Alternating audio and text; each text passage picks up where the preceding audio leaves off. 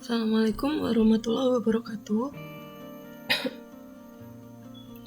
Hari ini saya akan membahas tentang analisa dan desain pada balok bertulangan rangkap. Jadi 2 minggu lalu saya sudah membahas tentang analisa dan desain untuk balok tulangan tarik saja atau balok yang tulangannya hanya satu lapis, yaitu di bagian tarik. Hari ini tentang balok yang tulangannya rangkap ya, jadi di bagian tarik ada tulangannya, di bagian tekan atau atas juga ada tulangannya. Untuk apa suatu balok itu diberi tulangan rangkap? Nah, kadang suatu penampang balok beton didesain memang memiliki tulangan tarik dan tekan. Balok demikian dinamakan sebagai balok bertulangan rangkap. Penggunaan tulangan tekan sering dijumpai pada daerah momen negatif dari suatu balok menerus atau di tengah bentang dari balok yang cukup panjang dan memikul beban yang berat. Jadi balok yang cukup panjang ini biasanya punya kontrol lendutan yang cukup ketat. Dari statement ketiga ini artinya bahwa dengan adanya penambahan tulangan tekan pada area-area penting seperti daerah momen negatif dan di tengah bentang, itu ternyata dapat mengurangi lendutan yang kira-kira akan terjadi pada balok tersebut. Atau sering juga dijumpai pada kasus yang tinggi baloknya itu sangat dibatasi, misalnya untuk mengakomodasi kebutuhan arsitekturalnya. Jadi kadang-kadang ada arsitek yang kekeh, saya minta tinggi plafonnya harus 4 meter misalnya, jadi mau nggak mau tinggi baloknya diperkecil. Jadi di statement ini membuktikan bahwa dengan adanya pemasangan tulangan tekan itu bisa mereduksi ukuran penampang beton. Nantinya dihasilkan kapasitas penampang atau momen nominal yang sama dengan penampang yang lebih kecil gitu. Tadi disebutkan tulangan tekan sering dijumpai pada daerah momen negatif ya, dari suatu balok menerus. Nah, kalau digambarkan itu kira-kira seperti ini. Sudah dapat MACTEC 2 ya. MACTEC 2 kalau balok menerus, ada balok menerus seperti ini, di atas 3 tumpuan diberi beban terbagi rata. Maka bidang momennya kira-kira seperti ini. Ini baloknya sebetulnya menerus sampai ke kiri dan kanan bidang, tapi saya potong.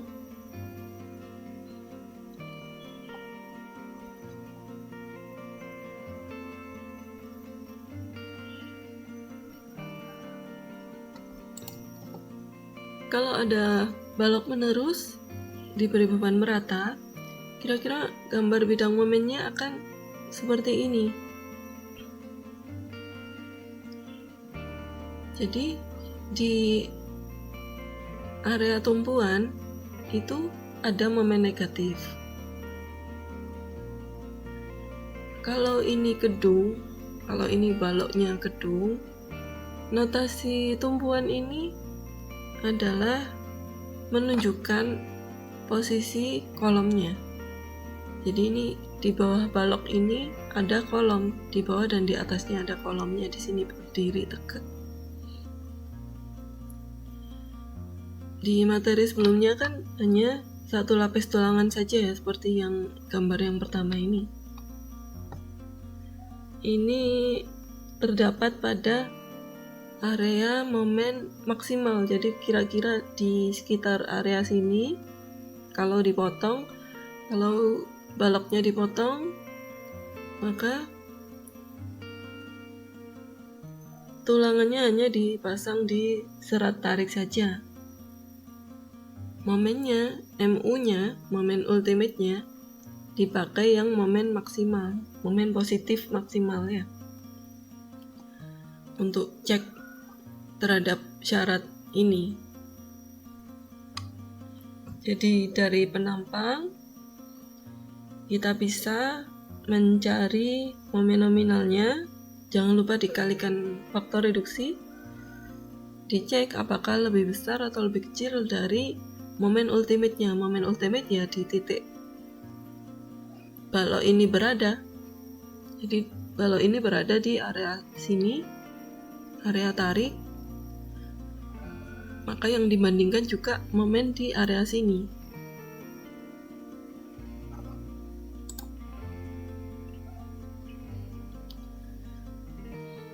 Hitung momen nominal sama seperti materi 2 minggu lalu. Sekarang di area tumpuan, tadi dibilang di area tumpuan atau di area-area momen negatif ya. Kita lihat misalnya balok itu dipotong di area sini, maka akan dibutuhkan tulangan tekan. Jadi tulangannya jadi 2 lapis seperti ini. Tulangan yang dipasang di area tumpuan ini sering disebut dengan tulangan tumpuan. Nanti ada gambar detailnya. Jadi hari ini kita akan mempelajari cara menghitung kapasitas atau momen nominal pada jenis tulangan yang ini 2 lapis. Pada beberapa kasus, tulangan tarik itu yang di area momen positif atau di area tarik itu dipasang 2 lapis untuk memperkuat saja. Jadi tulangan di area tengah bentang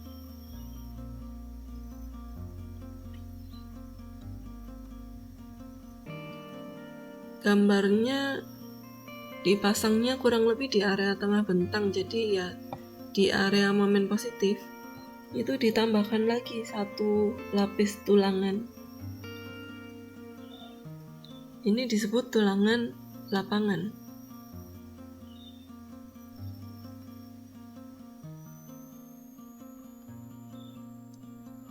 Tulangan lapangan ini yang hanya tambahan saja, tambahan yang dipasang di area momen positif itu dipasangnya di lapis yang kedua.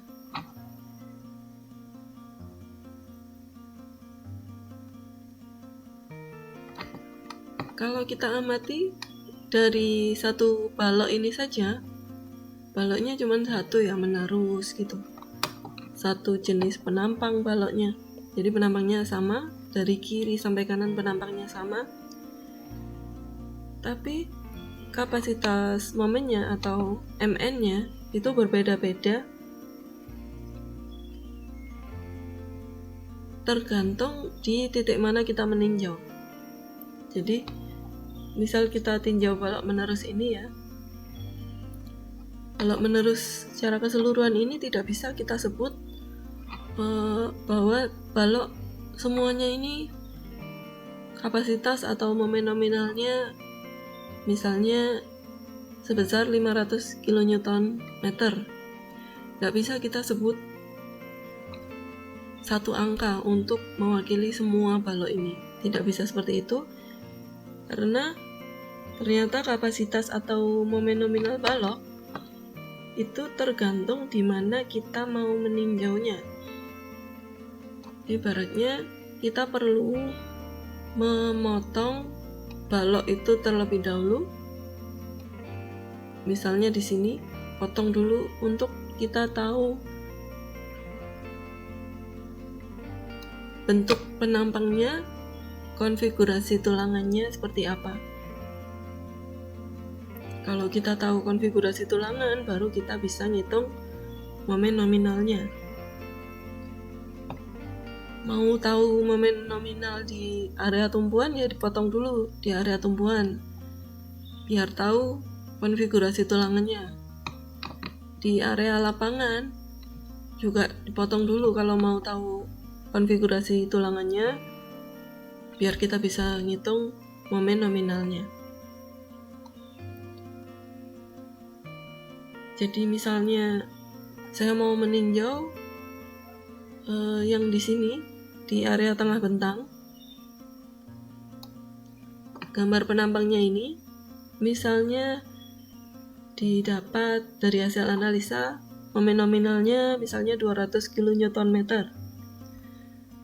Kemudian saya bandingkan dengan momen ultimate-nya kan. Momen ultimate ya di titik tempat saya motong. Di sini momen ultimate yang maksimal misalnya dibandingkan. Dipilih momen yang maksimal di sekitar area tempat kita memotong balok tadi. Kalau motong di tengah bentang dibandingkan dengan momen yang maksimal di area tengah bentang. Jadi harus pakai aturan ini. VMN harus lebih besar dari momen ultimate-nya. Dicek. Begitu juga dengan titik potong yang lainnya. Misalnya saya potong di area tumpuan, penampangnya tahu, momen nominalnya bisa dihitung dibandingkan dengan momen ultimate-nya. Momen ultimate yang mana? Kita motong di area tumpuan, yang momen ultimate di area tumpuan, yang momen negatif. Dan dicari yang momen negatif maksimal gitu. Berarti di puncaknya ini momen negatifnya berapa? Momen negatif dari beban merata yang jangan lupa dikalikan faktor beban 1,2 kali beban mati dan 1,6 kali beban hidup, itu dijadikan beban merata, lalu dicari bidang momennya gitu. Momen ultimate-nya yang maksimal dibandingkan dengan kapasitas momen dari penampang yang sudah dikali faktor reduksi. Kalau di area lapangan yang tulangan double juga boleh dicek ini kapasitasnya berapa dibandingkan dengan momen maksimalnya, berarti kurang lebih di tengahnya sini. Jadi gitu ya, tergantung titik potongnya. Titik potong itu juga tergantung momen di area situ juga, MU nya.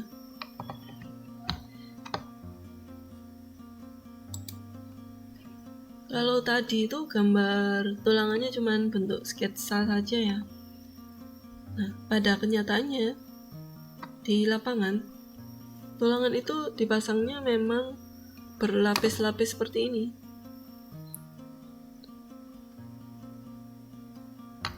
Balok ini kalau digambarkan model magteknya gitu ya, itu digambarkannya seperti ini. Jadi balok yang menumpu di atas dua tumpuan.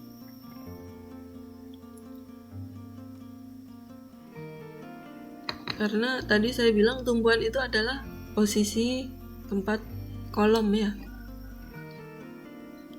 Kita lihat ini yang sebelah kiri dan kanan adalah disebut hubungan balok kolom atau HBK. Ini adalah potongan AA kurang lebih di sini di tumbuhan. Tulangan tekan itu tulangan yang atas, sisi atas itu cukup banyak ya, sampai 2 lapis. Tulangan tarik dipasang di area bawah atau di area yang tertarik atau di area momen positif. Kenapa yang sisi tarik yang bawah? Karena beban itu selalu dari atas ya. Beban dari atas maka pasti serat bawah yang tertarik. Pasti momen positif di bawah. Kecuali untuk cantilever ya. Kalau cantilever momen negatif.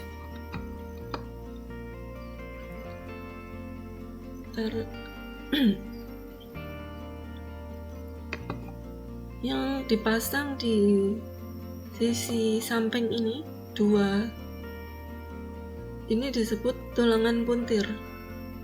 Jadi gambarnya ini di samping balok. Tulangan puntir ini gunanya adalah untuk mencegah balok ini seperti terpelintir gitu atau berputar. Kemudian yang persegi ini seperti biasa, ini adalah tulangan sengkang. Kalau tulangan tekannya sampai 2 lapis seperti ini, maka harus ada tempat dia nyangkut ya. Makanya ini saya tambahkan garis merah agar supaya tulangan tekan yang lapis kedua bisa ditempelkan atau dikaitkan sehingga menyatu pada penambang balok ini. Agar dia menyatu, maka tulangan yang lapis kedua dikaitkan ke tulangan sengkang. Ini sengkang tambahan untuk tempat tulangan tekan yang lapis kedua ini terkait.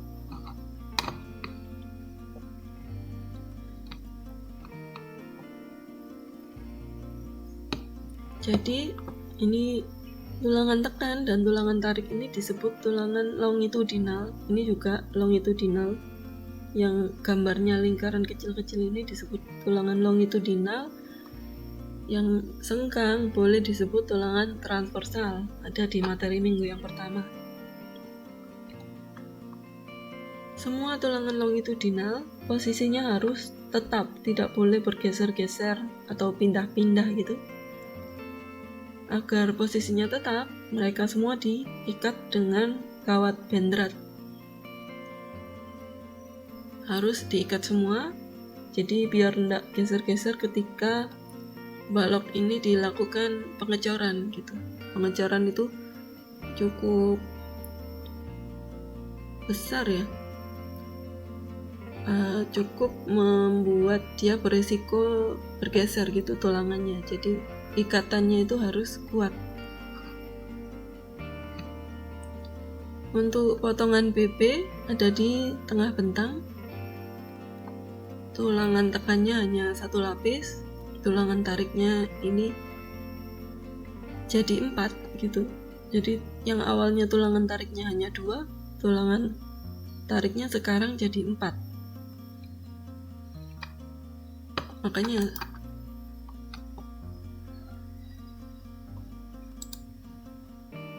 mungkin gambarnya kurang lebih bisa digambarkan seperti ini. Jadi ini harusnya lurus ya. Jadi 2 lapis gini, ditambahkan tulangan tambahan ini dan ini. Ini baru muncul di area sini gitu. Jadi ini yang merah ini kayak tambahan. Disebut tadi tulangan lapangan ya. Yang tekan di area tengah ini, di area potongan B dia hanya 2. Di area tumpuan jadi berapa ini? Banyak banget ya. Jadi yang tambahan ini disebut tulangan tumpuan.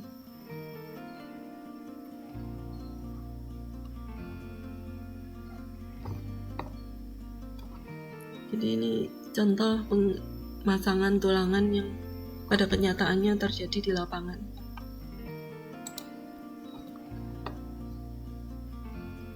Kalau dipasang tulangan tekan, dia akan menghasilkan respon kurang lebih seperti ini.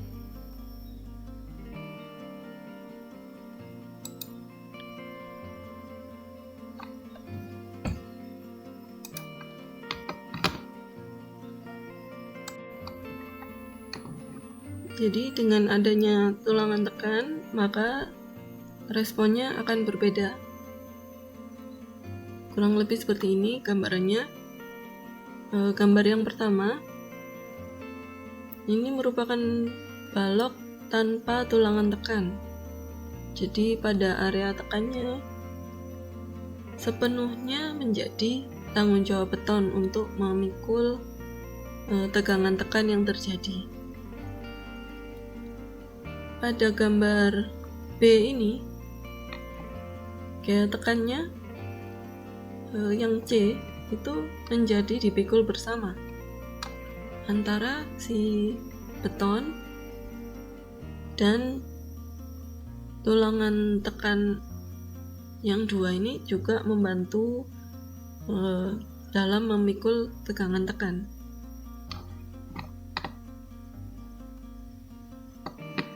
Gaya tekan yang dipikul oleh beton disebut CC.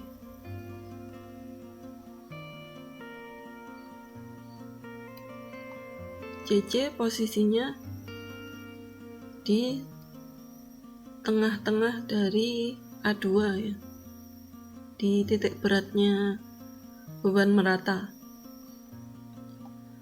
Kalau gaya tekan yang dipikul oleh tulangan disebut JS. JS tidak ada beban merata karena dia hanya dua titik tulangan ya, jadi bebannya itu hanya terpusat. Karena tulangan itu dianggap kecil, sangat kecil luasannya, jadi anggap aja terpusat gitu.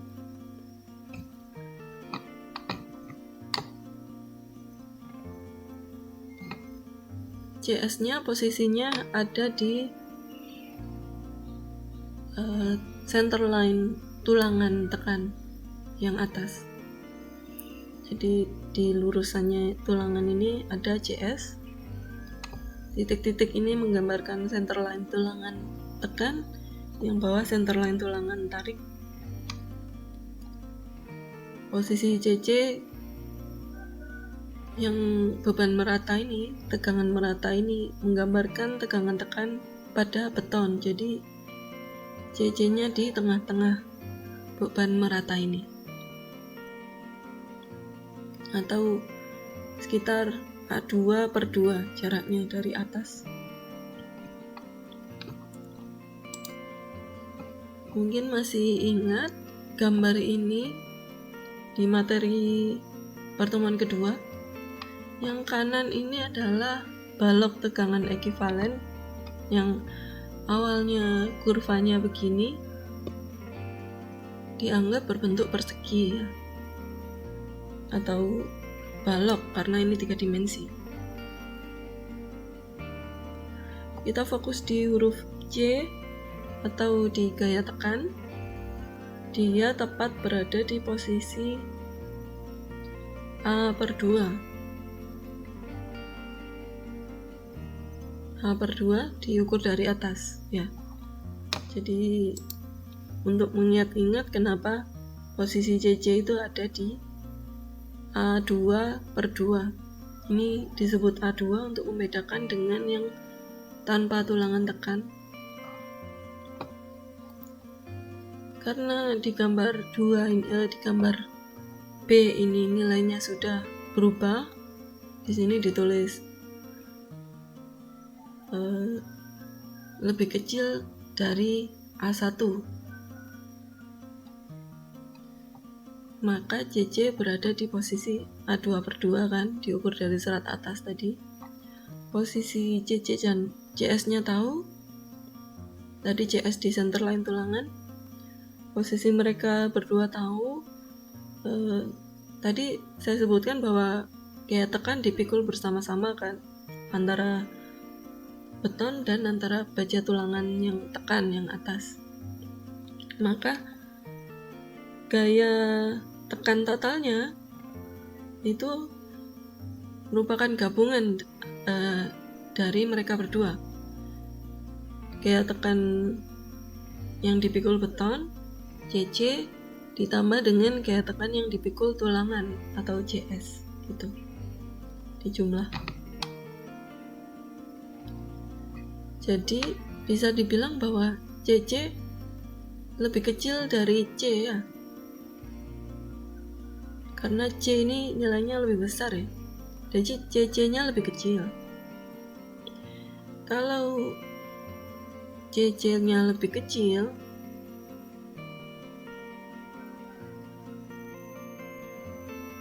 maka luas tulangannya juga luas tegangannya juga lebih kecil, luas perseginya juga lebih kecil. Makanya kenapa disebut A2 ini lebih kecil dari A1, karena C itu kan luas luas persegi ya, atau kalau 3 dimensi luas balok. Kalau C itu sebuah hasil dari luasan, kalau luasannya besar, C-nya besar. Kalau luasannya kecil ya C-nya kecil, yaitu CC. CC-nya lebih kecil dari C. Makanya A2 lebih kecil dari A1.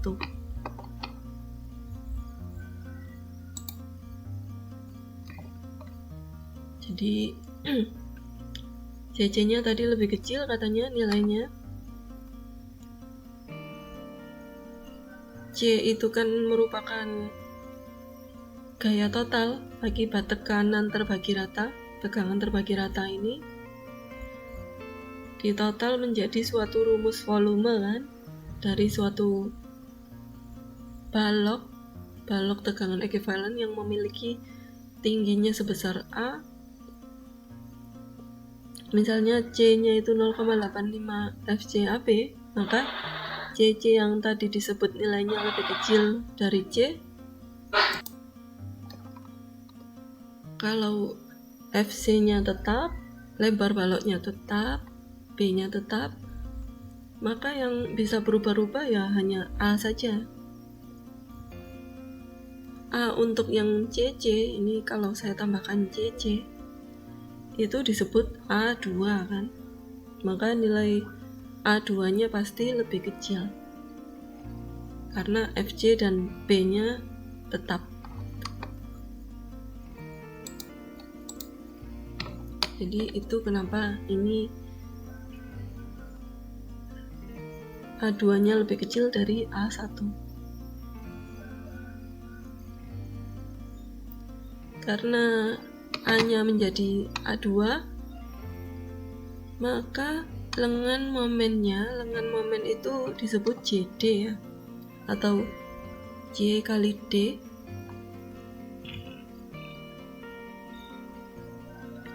Lengan momen yang baru juga bergeser sedikit.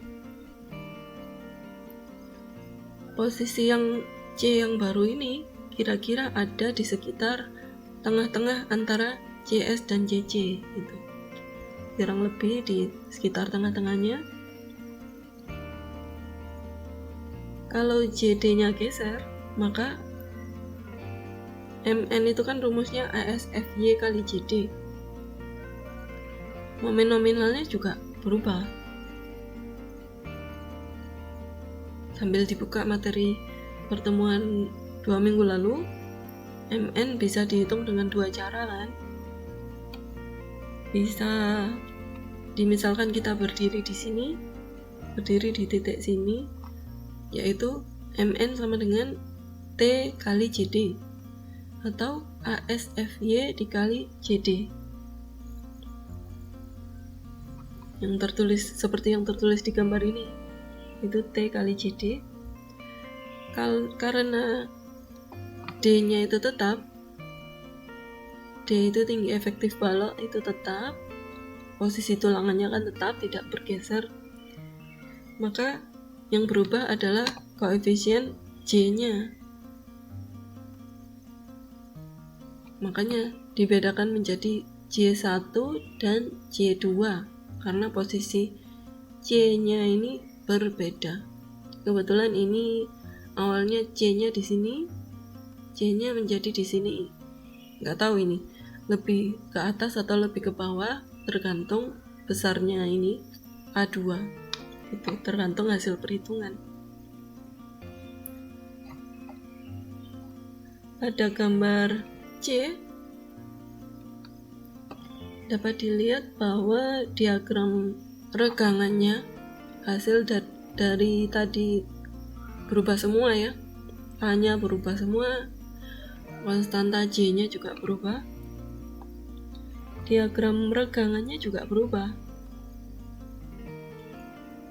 Masih ingat ya, dalam menggambar diagram regangan, sisi atas itu digambarkan tetap sebesar batas runtuh beton atau 0,03.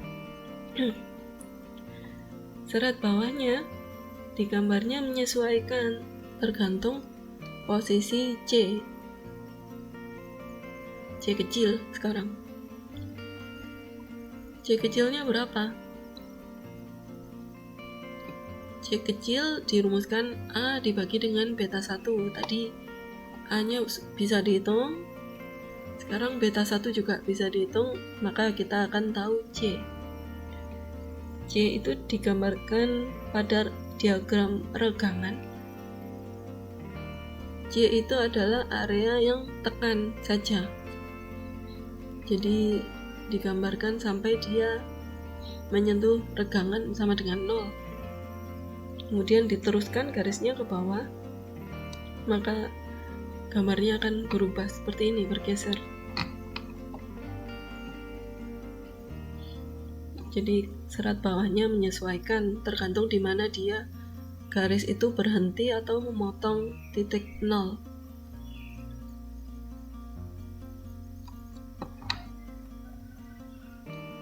Karena tadi A2-nya mengecil dibanding yang tanpa tulangan tekan, A-nya mengecil, maka C-nya juga mengecil. Ini digambarkan C yang baru, yaitu CC, C kecil C ya, bukan yang ini, bedakan. C kecil C adalah C yang baru, yang dari A2 dibagi dengan beta 1. Karena mengecil, sehingga garis netralnya naik.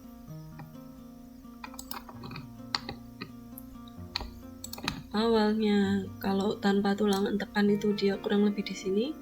Garis netral kan di yang membatasi antara area tekan dan area tarik ya. Area tekan ya atasnya titik 0 ini. Sekarang garis netralnya menjadi di sini, naik.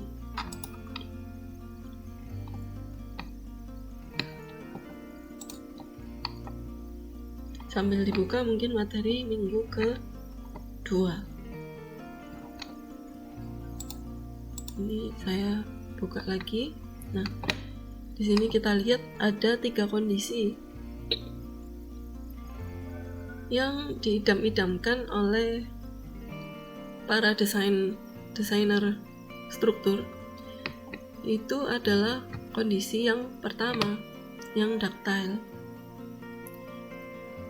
Secara kasat mata, ciri-ciri ductile itu adalah tidak saya jelaskan detail-detail ya, karena dulu sudah. Yang terlihat sekilas ini bahwa ductile ini garis netralnya posisinya paling atas dibanding jenis keruntuhan lainnya. Jadi yang under reinforce ini kriteria yang diharapkan dari desain kita. Jadi garis netralnya paling atas. Kalau garis netralnya paling atas, regangan bawahnya paling besar.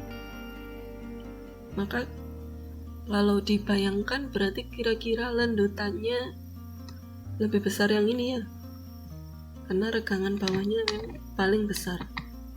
Tapi dia bersifat tidak getas, jadi yang lainnya itu malah getas.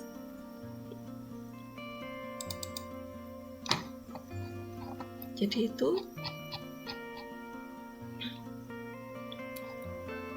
bisa disimpulkan bahwa kalau dengan penambahan tulangan tekan, maka akan menghasilkan balok yang lebih ductile karena garis netralnya tadi lebih ke atas. Jadi lebih mendekati tipe keruntuhan yang pertama atau yang under reinforced gitu.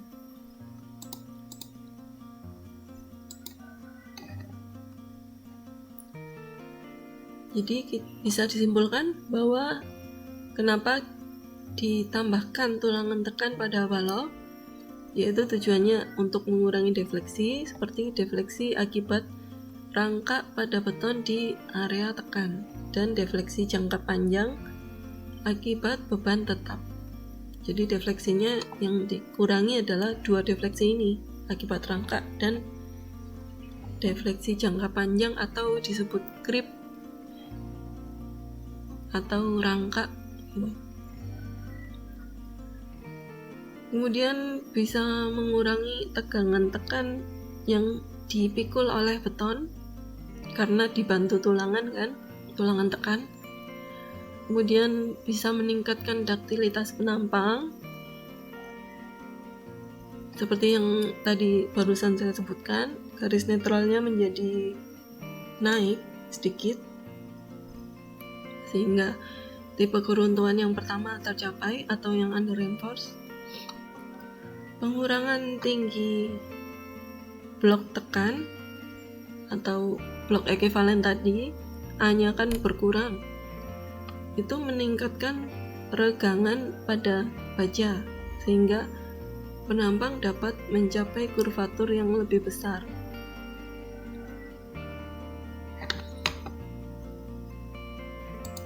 Kurvatur itu maksudnya yang ini. Jadi ininya lebih besar, bagian bawahnya ini, regangan bawahnya.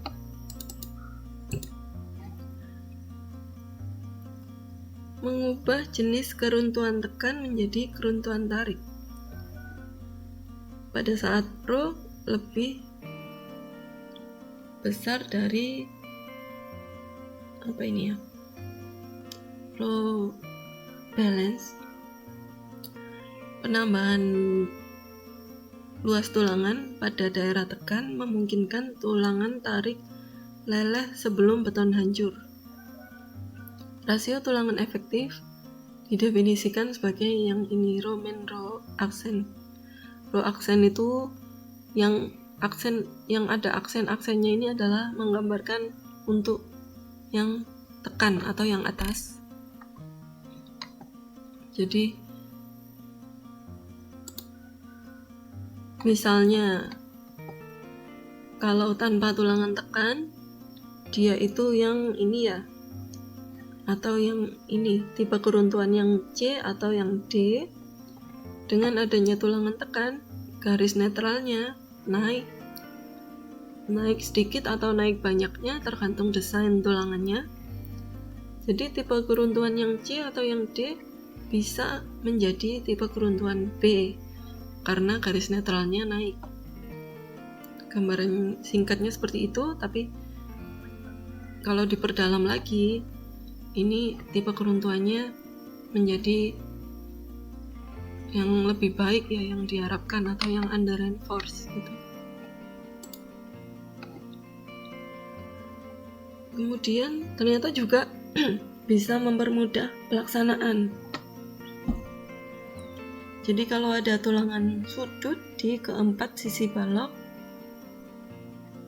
sengkang atau stirupnya dapat dengan mudah dipasang. Sengkang itu kan persegi. Kalau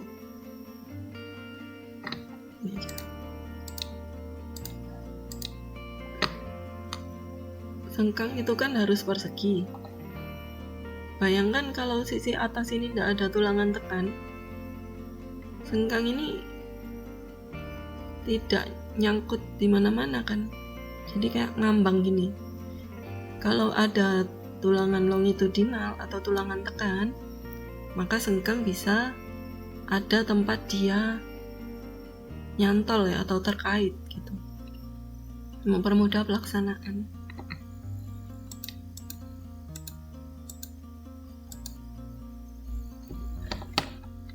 Analisis balok dengan tulangan tarik dan tekan itu caranya dengan membagi balok ini menjadi 2 balok. Jadi satu balok ini dibagi 2 balok. Nanti seolah-olah kita itu menganalisa 2 buah balok. Jadi nambah pekerjaan ya. Awalnya kita menganalisa yang ini saja, yang balok dengan tulangan tarik saja, yang tekan sepenuhnya dipikul beton. Sekarang ada tambahan satu tugas lagi, yaitu menghitung kapasitas balok yang pertama. Ini ditulis tanpa beton. Akan saya jelaskan pelan-pelan. Misal saya mau menganalisa balok yang ini, yang atas. Dimensi atau jumlah tulangan atas dan bawahnya tahu. Jadi pura-puranya kita akan menganalisa 2 buah balok. Saya akan bagi balok yang pertama ini menjadi 2 balok ya. Menjadi balok 1 dan balok 2. Dibagi dulu menjadi balok 1. Balok 1 disebutkan tanpa beton. Jadi pada kondisi ini yang dianalisa adalah tulangan tekan dan sebagian tulangan tarik saja. Jadi betonnya ini dianggap tidak ada, kotak ini dianggap tidak ada. Ini ada biar notasi D-nya, ukuran-ukurannya ini bisa kelihatan, tapi sebetulnya betonnya tidak ada. Jadi hanya 2 tulangan saja, 2 titik atas dan 2 titik bawah saja. Gaya kopelnya yaitu C dan T itu juga hanya dari tulangan saja. Compression dan tensionnya dari tulangan saja. Kalau gaya dari tulangan itu kan gaya terpusat ya bentuknya. Besarnya sama dengan luas tulangan dikali dengan mutu baja atau ASFY kalau hanya tulangan saja. Pada bentuk ini syaratnya gimana caranya agar dihasilkan nilai T1 dan CS aksen itu gimana caranya biar mereka berdua ini sama, karena ini gaya kopel kan, gaya kopel itu harus sama. Atau kalau pakai syarat keseimbangan sigma H sama dengan 0.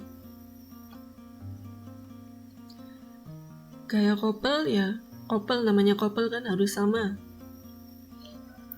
Jadi misal FY untuk tulangan tarik dan FY untuk tulangan tekan itu sama, ini FY. Misalnya sama-sama 400 MPa ya. Maka luas tulangan atas AS aksen dan AS1 itu nilainya juga sama. Itu kalau FY-nya sama.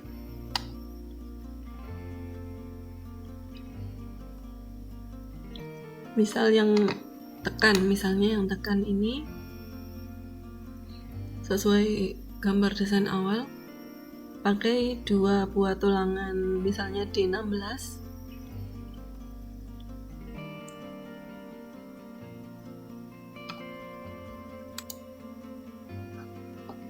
Kalau yang atas dipasang 2 D16, maka yang bawah juga harus sama, dipasang 2 D16 juga.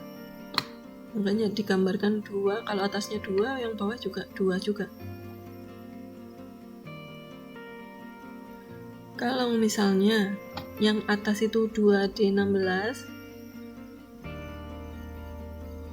nah yang bawah dipasang diameter 19 misalnya, maka fokusnya di AS-nya berarti.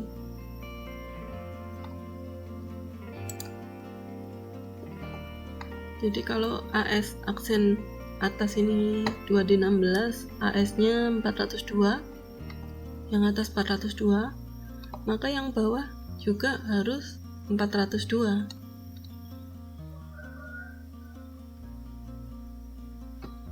Maka nanti saja ini akan saya jelaskan pada balok yang kedua. Jadi intinya AS atas dan AS bawah harus sama. Tapi kalau FY-nya berbeda, misalnya yang atas FY 300, yang bawah FY 400, maka T1 dan JS aksen harus sama. AS-nya mungkin berbeda. Tapi kebanyakan di lapangan sih mutu beton untuk tulangan atas dan bawahnya pasti sama untuk mempermudah pelaksanaan ya, biar nggak bingung mereka itu milih tulangan untuk pemasangannya gitu. Jadi sekali order mereka pasti kemungkinan besar mendatangkan FY yang sama berapapun diameternya. Untuk praktis saja, untuk mempermudah pelaksanaan. Sekarang balok 2 itu tadi saya bilang dibagi 2 kan. Dibagi 2 ya, yang sudah dipakai di balok 1 tidak akan muncul lagi di balok yang kedua. Jadi sekarang balok 2 tulangan tekannya sudah tidak ada karena sudah dipakai, sudah diambil oleh balok 1. Jadi ini balok awalnya tulangan tekannya hanya 2. Semua tulangan tekan pasti langsung masuk ke balok 1 agar ketika menganalisa balok 2 tidak ada tulangan tekan lagi. Jadi analisa balok 2-nya sama seperti materi 2 minggu lalu gitu. Seperti hanya tulangan 1 lapis saja. Balok 2 tulangan tekan sudah tidak ada karena sudah diambil balok 1 ya. Jadi area tekan sekarang semuanya tegangan tekannya dipikul oleh beton. Area tarik dipikul oleh sisa tulangannya yang tidak masuk di balok 1. Sisanya bagaimana ngitungnya? Di kanan ini sudah saya tuliskan rumusnya. AS2 atau AS sisanya, misal tulangan atas 2D16 ya, AS-nya 402. Lalu tulangan tarik AS1 di balok 1 harus sama kan, misalnya FY-nya sama maka AS-nya juga sama. AS1 dibuat sama, diambil sama, 402 juga. Jadi sisanya berapa untuk balok 2 ini? Balok 2 ke bagian berapa? Yaitu sebesar luas tulangan tarik total AS saja ini diketahui di soal, misalnya 5D19, AS-nya ini 1400.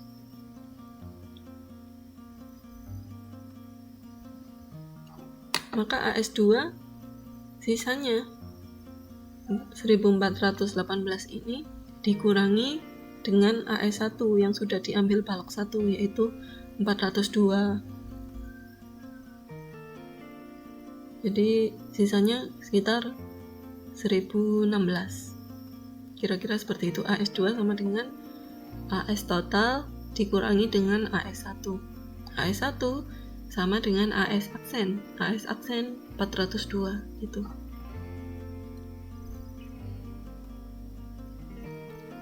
Misal diameter semuanya ini sama ya.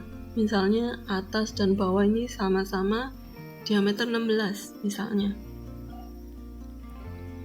Lebih mudah akan dibayangkan. Jadi lebih mudah di balok 1 tekan dipasang 2. Jadi udah nggak usah ngitung AS kalau diameternya sama. Kalau diameternya sama ditekan dipasang 2, ditarik juga langsung aja pasang 2 biar sama kan. Terus balok 2 nya yang tarik tinggal berapa? awalnya 5, jadi sekarang tinggal 3 gitu. Makanya yang 2 ini saya silang karena sudah diambil balok 1. Setelah itu balok 2 ini analisanya sama seperti balok tulangan 1 lapis saja gitu. Jadi ceritanya sekarang kita analisa 2 balok ini, dianalisa satu-satu, nanti ditambah gitu aja. Jadi ternyata sama-sama mudah ya.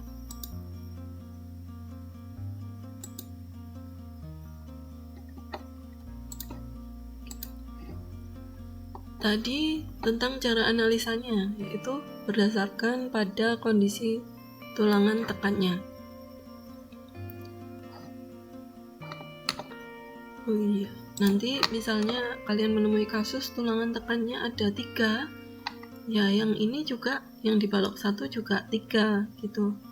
Gimana caranya biar yang di balok 2-nya tulangan tekan sudah tidak ada gitu ya, sudah habis dipakai si balok 1.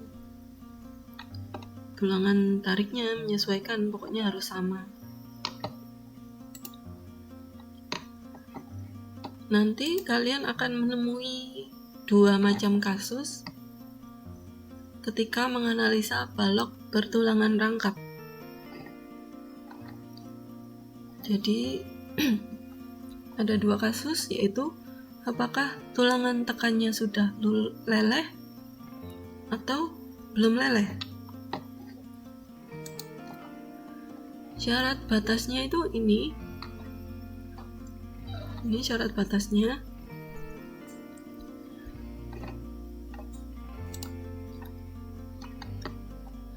Kasus mana yang akan kalian jumpai itu akan ketahuan begitu kalian sudah mencari nilai A. Nilai A-nya tahu, maka D aksen per A-nya juga tahu. Lalu dicek apakah D aksen per A ini lebih besar atau lebih kecil dari batasnya. Batasnya ini rumus yang bawah ini. D aksen itu selimut tulangan yang atas. Kalau D aksen per A lebih dari batasnya, maka termasuk kasus yang tulangan tekan tidak leleh. Atau Fs aksen, atau Fs aksen itu tegangan yang dialami oleh tulangan tekan itu kurang dari tegangan lelehnya atau spek yang ada di soal gitu. Misal FY atau material yang dipakai itu FY-nya 400 MPa, maka tegangan yang dialami oleh si tulangan tekan itu tidak sampai angka itu. Ini diklasifikasikan sebagai kasus 2. Nanti beda kasus, beda cara penyelesaian atau cara analisanya. Kalau D aksen per A-nya kurang dari batasnya, maka tulangan tekannya leleh. Jadi bisa langsung diartikan seperti itu karena ini sudah merupakan hasil riset ya. Jadi batas ini sudah ketentuan, kalau lebih besar maka ini, kalau lebih kecil maka ini. Pada kasus ini, tegangan yang dialami tulangan tekan itu sudah mencapai atau sudah sama dengan tegangan lelehnya atau material spek material yang dipakai. Jadi cara analisanya pakai cara untuk kasus 1. Yang mudah, jika tulangan tekan leleh atau yang kasus 2 ini, itu perhitungan analisanya lebih mudah dibandingkan dengan yang tidak leleh.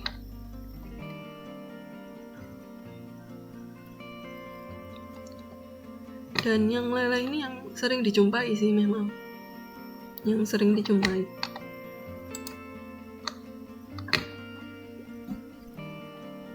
Untuk kasus 1 yang tulangan tekan lele, prosedur analisanya kira-kira seperti ini.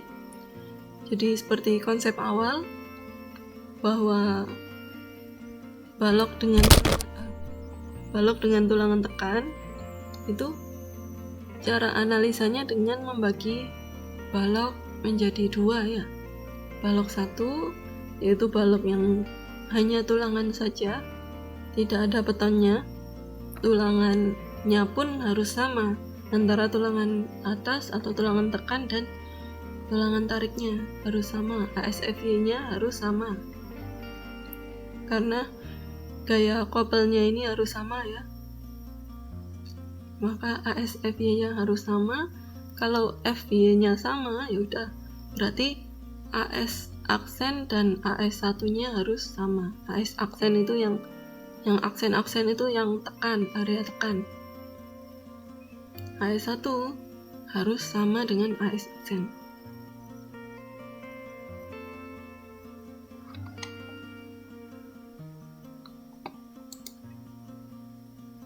Kita lihat kembali yang tadi saya jelaskan bahwa JS aksen harus sama dengan T1.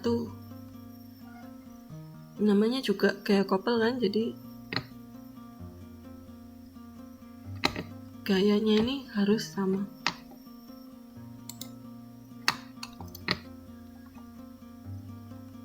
Kapasitas momennya bisa dihitung dengan bisa 2 cara kan. Minggu lalu saya jelaskan, 2 minggu lalu saya jelaskan bisa 2 cara. Bisa kita berdiri di sini, MN-nya sama dengan T1 kali JD sama dengan AS1 kali FY, atau kita berdiri di sini, momennya gaya kali jarak kan, yang atas itu JS aksen kali JD. Kalau saya berdiri di sini, JS aksen kali JD, karena AS-nya sama, ya udah antara mereka berdua ini sama nilainya. JS aksen dan T1 nilainya sama. Jadi momennya sama-sama AS aksen kali ASFY kali JD. JD-nya lengan momennya ya sama dengan D min D aksen.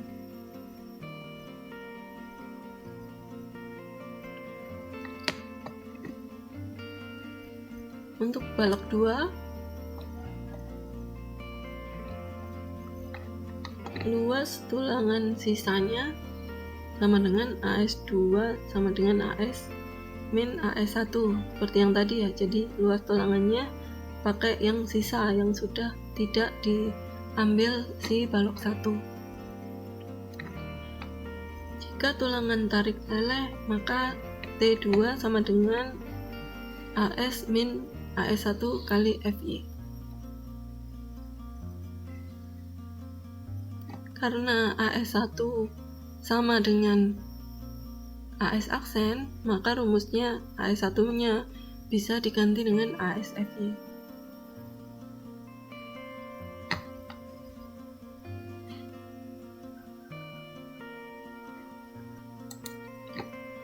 T2, nah ini rumusnya T2. T2 adalah AS2. AS2 sama dengan AS min AS1. Maka AS min AS1 kali FY.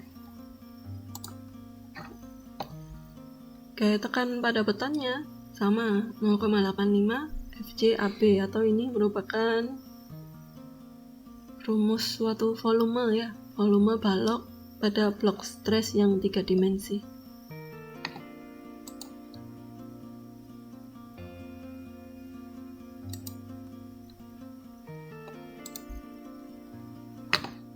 Berdasarkan kesetimbangan gaya, ini masih balok 2, JJ harus sama dengan T2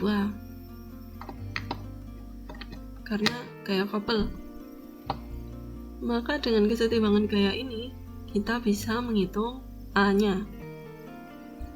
A-nya adalah berarti ini AS2 kan, AS min AS aksen ini sama dengan AS2 atau AS tulangan yang ada di balok 2 kali FY dibagi dengan ini. Maka kapasitas momen nominal untuk balok 2 nya bisa dihitung. Ini rumusnya sama seperti materi 2 minggu lalu, jadi benar-benar sama seperti balok dengan tulangan yang satu lapis, tapi ini AS2 nya bisa diganti dengan ini. Definisinya sama kan, yang penting tulangan yang ada di balok 2 saja, berarti yang ada di dalam kurung ini. Rumusnya sama. Momen nominal balok 1 sudah, momen nominal balok 2 sudah. Kemudian momen nominal totalnya dijumlah saja. Dijumlah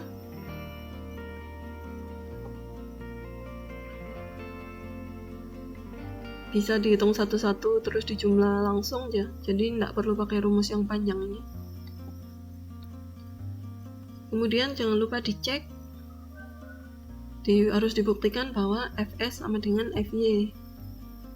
Jadi A per D nya dicek terhadap A balance per D.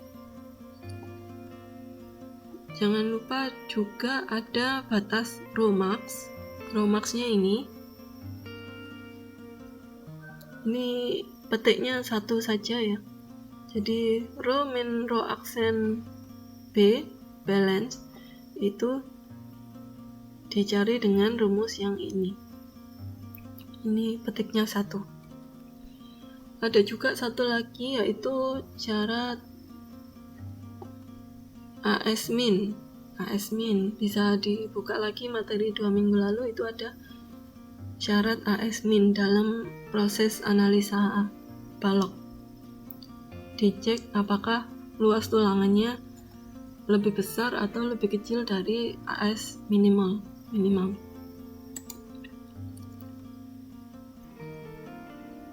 Untuk kasus 2, yaitu kasus ketika tulangan tegannya tidak leleh,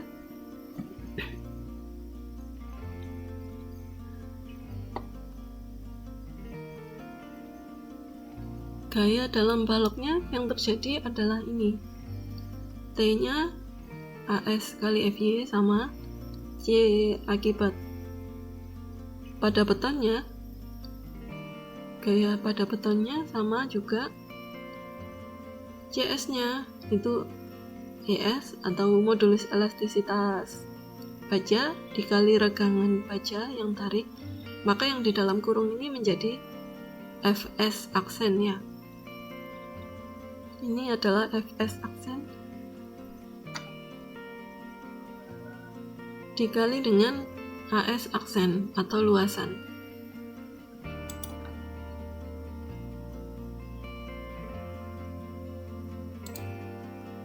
Ini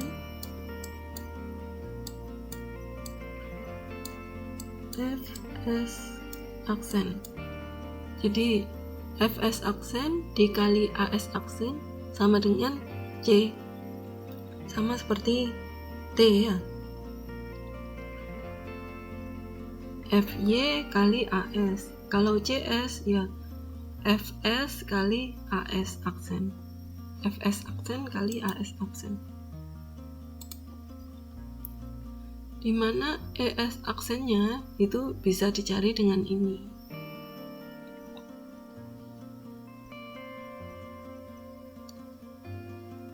Sama seperti tadi, bahwa karena couple ya, CC-nya plus CS harus sama dengan T atau harus sama dengan, karena CC plus CS ini sama dengan C ya, C harus sama dengan T gitu. Jadi rumus ini merupakan kesetimbangan momen couple. CC-nya ini, JS-nya ini dimasukkan semua menjadi rumus yang panjang. T-nya ini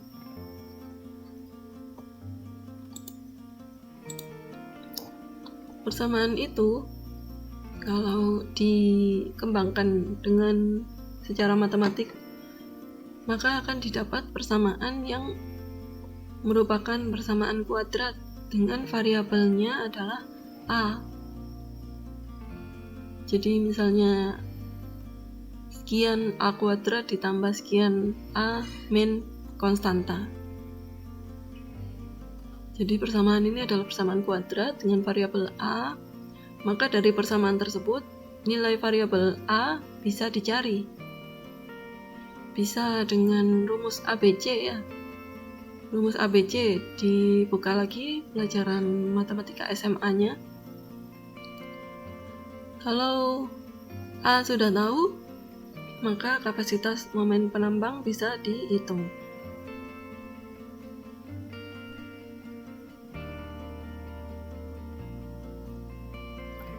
CC dan JS-nya kan sudah disebutkan sebelumnya ya. CC dan JS, di CC ada variabel A bisa dihitung. Sudah MN ternyata hanya dihitung satu kali untuk kasus 2 ya. Jadi persamaan ini khusus untuk kasus 2, kasus ketika tegangan tulangan tekannya tidak leleh atau belum kurang dari atau belum mencapai tegangan leleh baja. Khusus untuk kasus 2. Jangan lupa dicek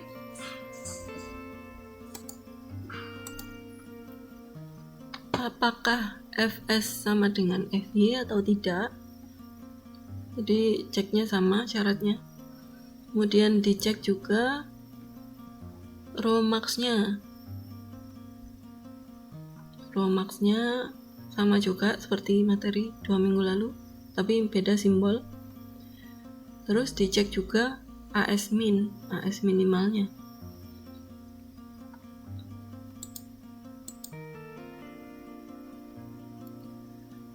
Contoh latihan soalnya itu ini. Jadi langkah 1 diasumsikan bahwa ini tuh adalah kasus yang pertama, yaitu kasus ketika tulangan tekannya leleh atau Fs aksennya sama dengan Fy. Jadi kalau kasus 1, analisa baloknya dibagi 2 kan, bagi 2 balok.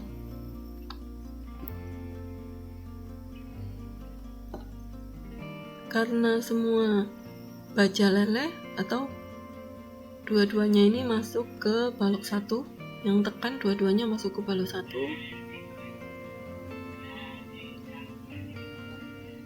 AS aksen atau tulangan atasnya 1000 mm ya. Berarti AS1 nya karena harus sama kan, Fy nya ini mungkin sama ya, Fy atas dan bawahnya pasti sama, Fy semua tulangan sama. Jadi tinggal menyamakan AS saja, AS1. Maka pada balok 2, AS2 nya ya sisanya berapa? AS total ini 3000, sisanya sudah dipakai si balok 1 1000, maka tinggal 2000. Langkah yang kedua, hitung A untuk balok 2. A nya sama dengan AS2 kali Fy. AS2 nya itu ini.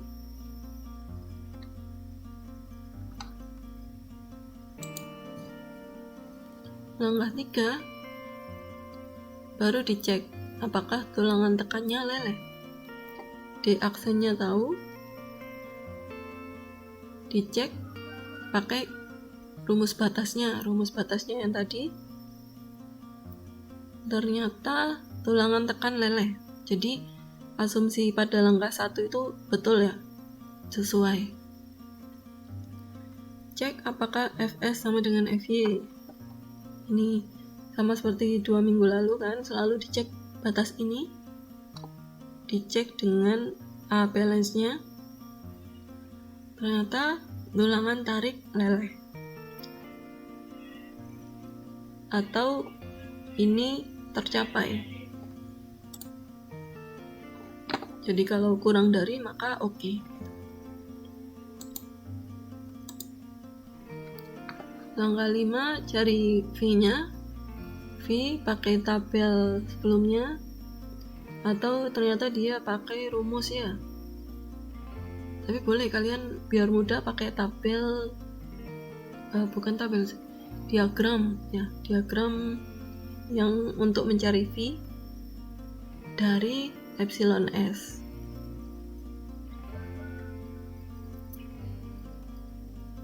Ternyata V-nya 0,783 karena regangannya cukup kecil. Untuk balok 2 juga dihitung V-nya.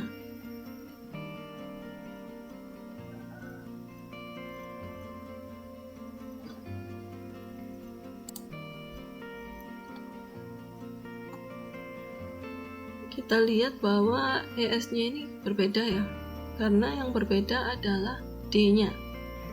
Untuk balok 1,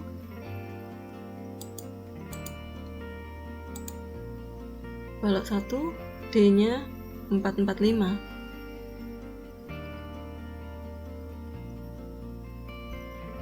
Jadi dia pakai 2 tulangan, garis netralnya kurang lebih di tengah-tengah ini. Untuk D2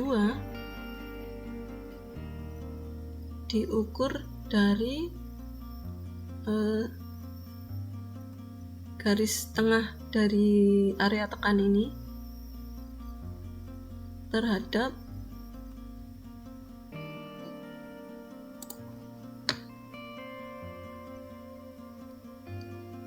center line dari tulangan tarik. Jadi satunya 445, satunya 424. Satunya 445 dan satunya 424. Makanya ES-nya berbeda. Lainnya sama, ES berbeda. Bentar.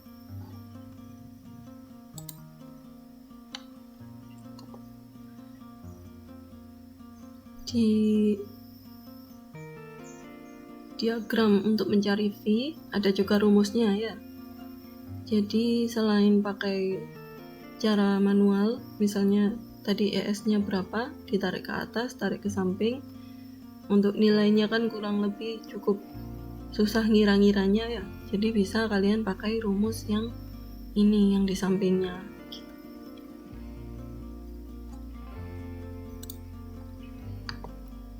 Sehingga ada 2 V untuk masing-masing balok.